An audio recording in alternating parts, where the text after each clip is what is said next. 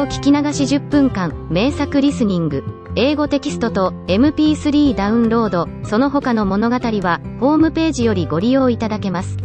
88thpp.com 88thpp.com Chapter 12.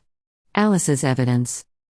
Here, cried Alice, quite forgetting in the flurry of the moment how large she had grown in the last few minutes, and she jumped up in such a hurry that she tipped over the jury box with the edge of her skirt, upsetting all the jurymen onto the heads of the crowd below, and there they lay sprawling about, reminding her very much of a globe of goldfish she had accidentally upset the week before.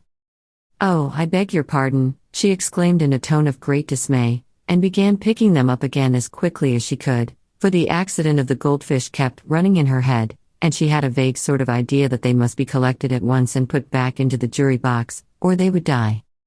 "The trial cannot proceed," said the king in a very grave voice, "until all the jurymen are back in their proper places, all," he repeated with great emphasis, looking hard at Alice as he said so. Alice looked at the jury box, and saw that, in her haste, she had put the lizard in head downwards, and the poor little thing was waving its tail about in a melancholy way, being quite unable to move. She soon got it out again, and put it right. "Not that it signifies much," she said to herself. "I should think it would be quite as much use in the trial one way up as the other."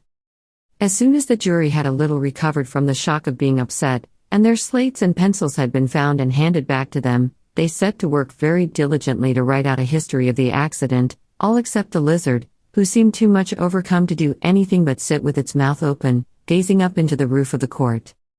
"What do you know about this business?" the king said to Alice. "Nothing," said Alice. "Nothing whatever?" persisted the king. "Nothing whatever," said Alice. "That's very important," the king said, turning to the jury. They were just beginning to write this down on their slates, when the White Rabbit interrupted. "Unimportant, Your Majesty means, of course," he said in a very respectful tone, but frowning and making faces at him as he spoke. "Unimportant, of course, I meant," the king hastily said, and went on to himself in an undertone. "Important, unimportant, unimportant, important," as if he were trying which word sounded best. Some of the jury wrote it down important, and some unimportant. Alice could see this, as she was near enough to look over their slates, but it doesn't matter a bit, she thought to herself. At this moment the king, who had been for some time busily writing in his notebook, cackled out silence. And read out from his book, Rule 42. "All persons more than a mile high to leave the court." Everybody looked at Alice. "I'm not a mile high," said Alice. "You are," said the king. "Nearly 2 miles high," added the queen. "Well, I shan't go, at any rate," said Alice. "Besides, that's not a regular rule, you invented it just now." "It's the oldest rule in the book," said the king. "Then it ought to be number 1, said Alice. The king turned pale, and shut his notebook hastily. "Consider your verdict," he said to the jury, in a low, trembling voice. "There's more evidence to come yet, please your majesty," said the White Rabbit, jumping up in a great hurry. "This paper has just been picked up." "What's in it?" said the queen. "I haven't opened it yet," said the White Rabbit, "but it seems to be a letter, written by the prisoner to somebody." "It must have been that," said the king, "unless it was written to nobody, which isn't usual, you know." "Who is it directed to?" said one of the jurymen. "It isn't directed at all," said the White Rabbit. "In fact, there's nothing written on the outside." He unfolded the paper as he spoke, and added, "It isn't a letter, after all, it's a set of verses." "Are they in the prisoner's handwriting?" asked another of the jurymen.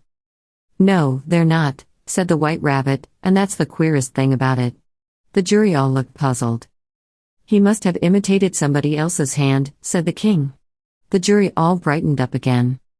"Please your majesty," said the knave, "I didn't write it, and they can't prove I did. There's no name signed at the end."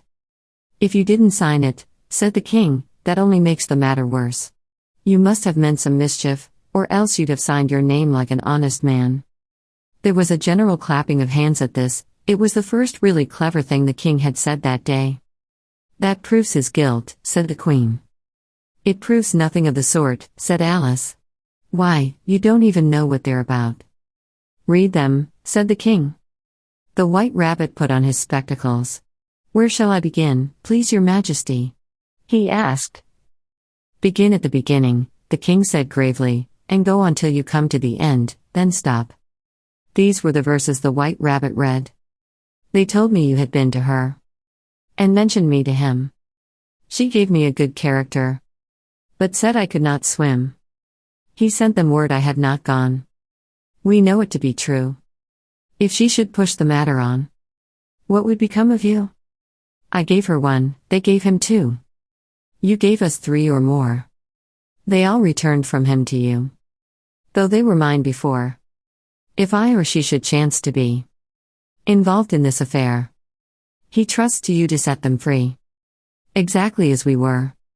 My notion was that you had been, before she had this fit, an obstacle that came between him and ourselves, and it.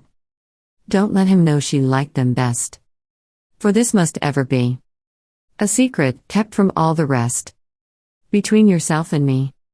That's the most important piece of evidence we've heard yet," said the king, rubbing his hands, "so now let the jury. If any one of them can explain it," said Alice. She had grown so large in the last few minutes that she wasn't a bit afraid of interrupting him. "I'll give him 6pence. I don't believe there's an atom of meaning in it." The jury all wrote down on their slates, "She doesn't believe there's an atom of meaning in it," but none of them attempted to explain the paper. "If there's no meaning in it," said the king, "that saves a world of trouble, you know, as we needn't try to find any. And yet I don't know," he went on, spreading out the verses on his knee, and looking at them with one eye, "I seem to see some meaning in them, after all. Said I could not swim, you can't swim, can you?" he added, turning to the knave. The knave shook his head sadly. "Do I look like it?" he said. Which he certainly did not, being made entirely of cardboard. "All right, so far," said the king, and he went on muttering over the verses to himself. "We know it to be true, that's the jury, of course. I gave her one, they gave him two, why, that must be what he did with the tarts, you know. But, it goes on, they all returned from him to you," said Alice. "Why, there they are," said the king triumphantly, pointing to the tarts on the table. "Nothing can be clearer than that. Then again, before she had this fit, you never had fits, my dear, I think?" he said to the queen. "Never," said the queen furiously, throwing an inkstand at the lizard as she spoke. The unfortunate little Bill had left off writing on his slate with one finger, as he found it made no mark, but he now hastily began again, using the ink that was trickling down his face, as long as it lasted. "Then the words don't fit you," said the king, looking round the court with a smile. There was a dead silence. "It's a pun," the king added in an offended tone, and everybody laughed. "Let the jury consider their verdict," the king said, for about the 20th time that day. "No, no," said the queen. "Sentence first, verdict afterwards." "Stuff and nonsense," said Alice loudly. "The idea of having the sentence first." "Hold your tongue," said the queen, turning purple. "I won't," said Alice. "Off with her head," the queen shouted at the top of her voice. Nobody moved. "Who cares for you?" said Alice. She had grown to her full size by this time. "You're nothing but a pack of cards."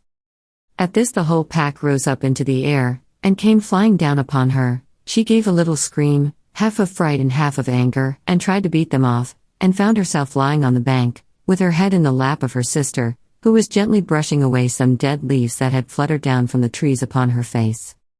"Wake up, Alice dear," said her sister. "Why, what a long sleep you've had."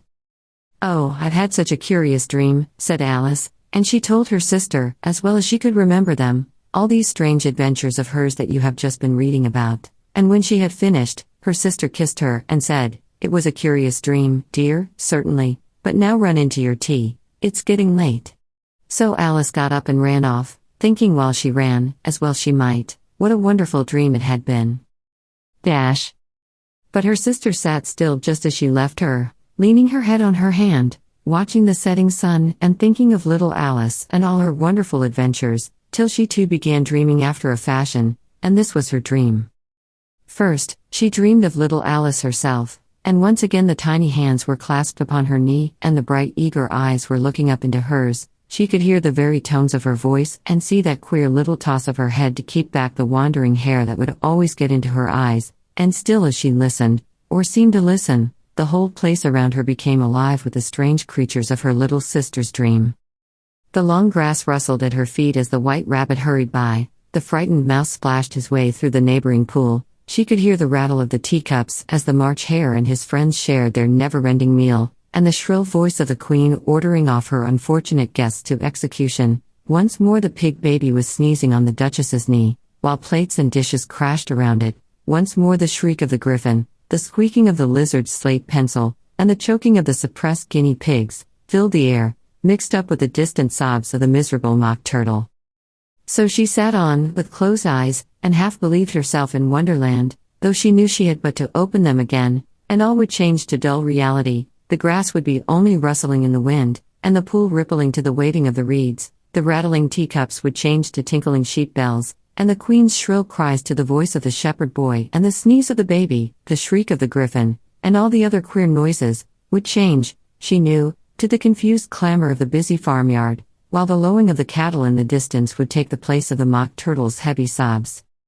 Lastly, she pictured to herself how this same little sister of hers would, in the after-time, be herself a grown woman, and how she would keep, through all her riper years, the simple and loving heart of her childhood, and how she would gather about her other little children, and make their eyes bright and eager with many a strange tale, perhaps even with the dream of Wonderland of long ago, and how she would feel with all their simple sorrows, and find a pleasure in all their simple joys, remembering her own child life, and the happy summer days. The end. 英語聞き流し10分間、名作リスニング。英語テキストと MP3 ダウンロード、その他の物語は、ホームページよりご利用いただけます。88thpp.com 88thpp.com